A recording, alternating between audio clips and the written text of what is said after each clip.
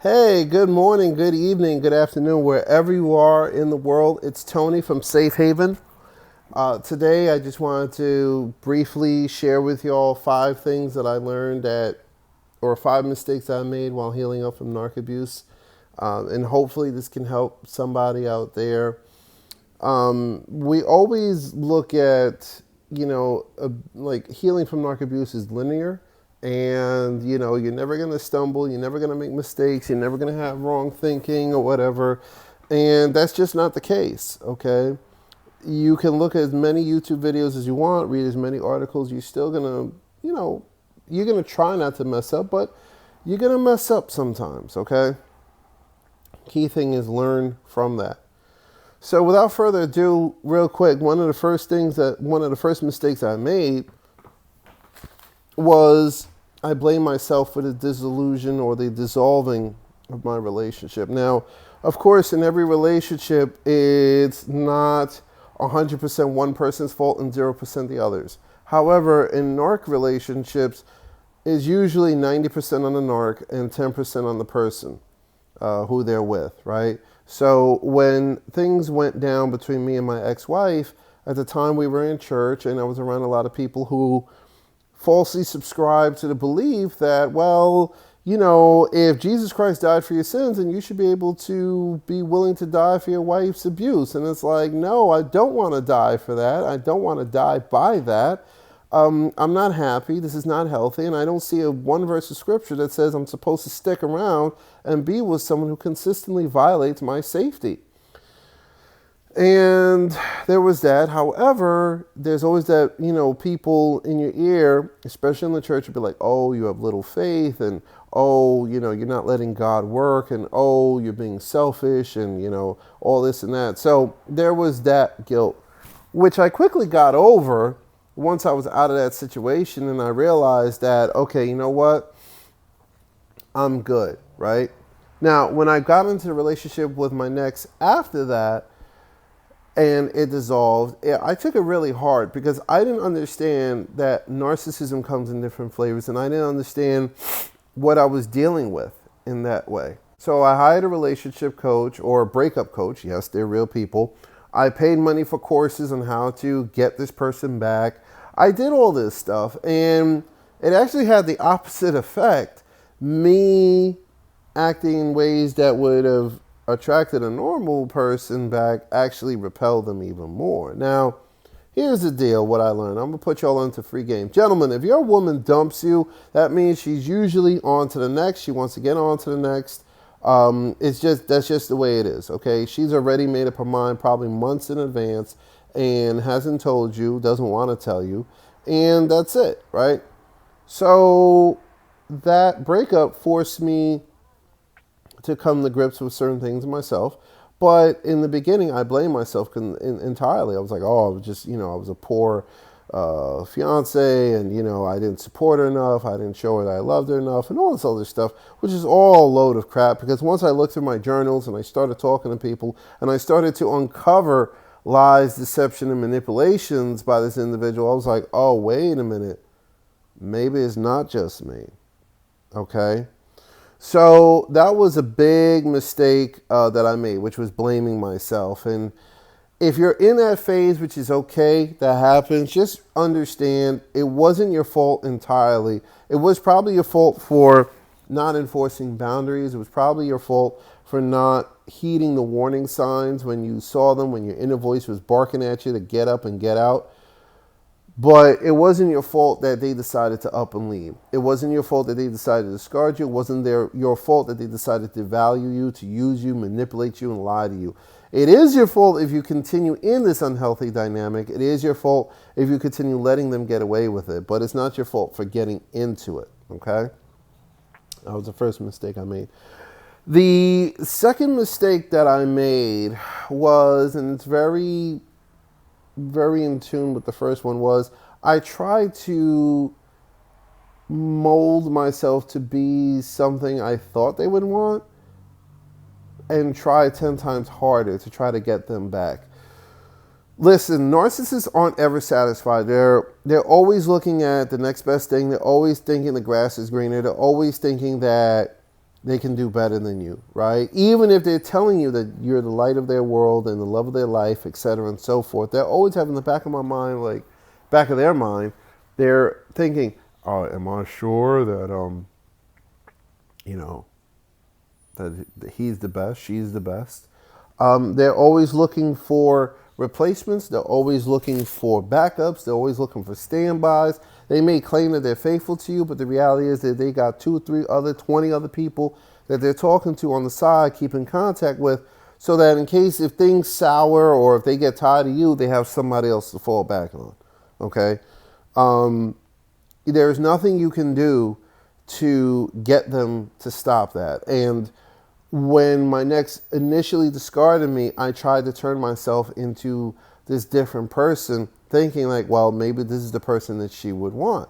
In fact, what wound up happening was not only did I improve myself, I actually made myself even more undesirable because I started putting up boundaries and saying, hey, I need you to say sorry for X, Y, and Z. I need you to take account for how you hurt me and the kids and this, that, and the third. And because I started doing that, that pushed her away. It caused a narcissistic injury, which in turn, she started doing some things, some very public, hurtful things to try to get back at me and to try to make herself look like the victim, right? So that was the second mistake that I made. The third mistake that I made was I allowed the Hoover attempt with both. I allowed Hoover attempts from both my ex-wife and from an ex-fiance. And again, at the time, I did not know about narcissism as much as I know now. But I was looking for that dopamine rush. I was believing in this Hollywood fantasy that, things will be better if they allow them back. There's a possibility that we can rebuild. There's a possibility that we can push forward despite the injuries that happened in the past. Now listen, gentlemen, again, if a woman dumps you, just let her go. Don't even bother trying to make it work again. No matter what reason she gave you, if a woman's going to leave you and you're on your back, don't trust her to stick around when you're riding on high, because if she is coming back around after she sees you getting your stuff together, she's just around for the rewards, right? Now, that's different if you're a drug addict or whatever, you had some problems that you're abusive and you haven't been dealing with them, and she leaves for her safety or whatever. That's different, okay? And if she decides to come back and give it a second chance after you've shown that you've grown and healed, well, then you can make up your mind as to whether you want that or not. However, if you were not abusive with your lady, you were supporting her, you were working 2 jobs to take care of her, and you just hit a rough spot, you hit through illness or you went through a job loss or some financial mayhem or whatever, and she decides to up and leave, let her go. Because a woman like that is not going to help you in your life at all. Focus on yourself, get yourself together, and make sure the next person you're with is solid, period. So, yeah, that was my third mistake. I allowed the Hoover to take place. And it was for like a 2-week period, less than like a week and a half. It didn't take any amount of time for it to completely come crashing down. And that set me back in my healing because I had already known, I had done hundreds of hours of YouTube research, and I allowed this Hoover because I was like, well, maybe there's a 2% chance that she is not a narcissist, and there's like half of 2%, 1% chance that we can make this work. Big mistake, oh. That just pushed me back in my healing because it opened up old wounds. I started to see certain behaviors repeat themselves. I started to see that she was not remorseful for the hurt, anguish, and all that she put the family through. I saw that she was still manipulating and lying. And that really pushed me back in terms of my healing. If I would not have done that, I'd be in a totally different place, different headspace. However, I messed myself up big time, okay? The fourth mistake I made was I would occasionally go past her social media just to see what she was doing, where she was at, who she's doing it with. Big mistake, okay? They always tell you when you go no contact or you go low contact, don't go past the social media. First off, the social media that a narcissist puts out is for purely perception fuel, supply, and reactions. That's all. Resources and reactions. So they're going to put out images of them with the new person, the new guy, the new gal, like, oh, I found the love of my life. I'm so happy with them. This is great. And you see the same shark eyes, the cold smile, or the smile that's like, they're smiling like this, their eyes are wide open, and they're smiling. It's like, okay, that looks a little weird, right? You're going to see the same images that they took with you being repeated with the next person. Let me assure you, they're not happy. Let me assure you, they're not 100% on board with this person. Let me assure you, they just looking to get a reaction out of everyone around them. They want people to praise and be like, oh my God, I'm so glad. You look so great. You look so happy. I'm so glad you dumped X, Y, and Z. This is the one for you. They like that fuel. And then they also like knowing that you are seeing them and that you're being hurt by them. As sick and twisted it is, they will call you and say, I miss you. How are you? Can we hang out? And then the very next day, post up about their new person, right? I love this person and I'll always be for them and I'm so grateful they're here. But meanwhile, they're talking about meeting up with you. They're talking about hanging out with you. They're talking about doing things with you. They're flirting with you. They may even throw you that, hey, look, let's have one more time, one more roll in the sack, one more roll in the hay, right? They'll do that, okay? And my mistake was I went past the social media. And every time I did that, I'm not going to lie, it would take off about 2 to 4 weeks of healing for me. All of a sudden, I start up the cycle. Depression, anger, resentment, bitterness, crying out to God. Why? I stopped, thank God. I stopped because I was tired of getting hurt. I was tired of getting the Hoover attempts and also seeing them posting up about a new person. I got tired of all that. I'm like, you know what? I want to be with someone who's going to show that they're for real. I don't need to be with someone or spending time engaging with someone who's lying to me, to themselves, and to the other person, right? And then I guess the fifth big mistake that I made was in the beginning, I had hope that things would change. I had hoped that they would understand the error of their ways. I had hoped that they would feel the pain of not being around me and that this would cause them to want to come back around. Listen, narcissists don't care. Once they're done with you, they're done with you. They'll come back around to get some supply and then they're off to the next one. You were their gas pump, their battery for a certain amount of time.